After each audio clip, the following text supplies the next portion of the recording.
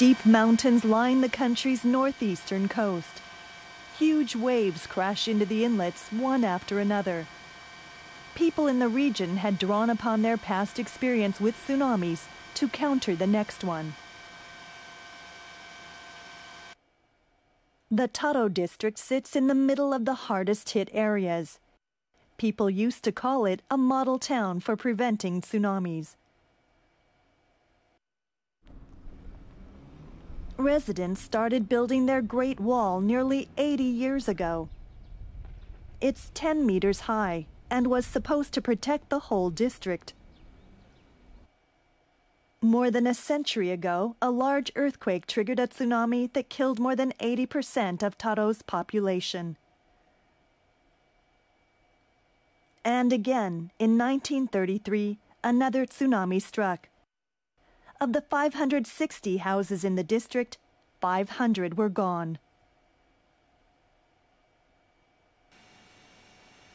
It took 30 years to complete this seawall. It's an X-shaped structure over 2 kilometers along the coast and the river. People thought they had finally built a strong defense against tsunamis.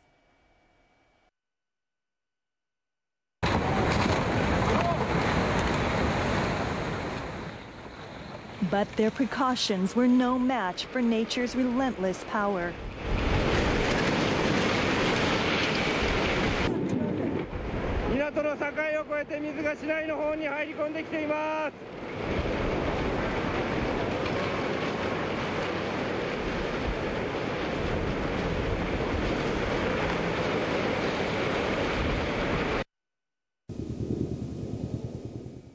In Taro, the waves easily swept over the 10-meter walls.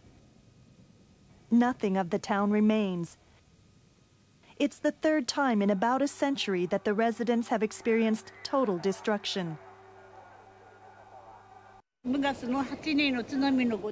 survived the tsunami of 1933, but my house is nearby. I'm soaking wet.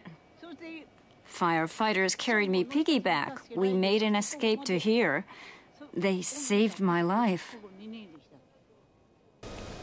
My house was down there. You see? Where that car is. It was an unbelievable sight, beyond anyone's imagination. The wave went over our 10-meter wall. It was at least 4 meters higher, so it must have been about 14 meters or more. Amid the repeated aftershocks, an old man was searching for his daughter. Volunteer firefighters were rescuing survivors.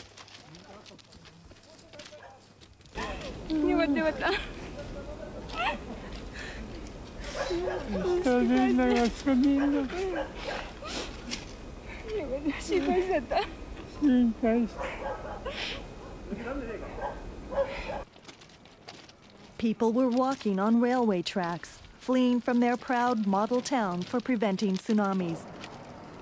Many are wondering if they are strong enough to rebuild their town, or if any measure is good enough to fight nature at its worst.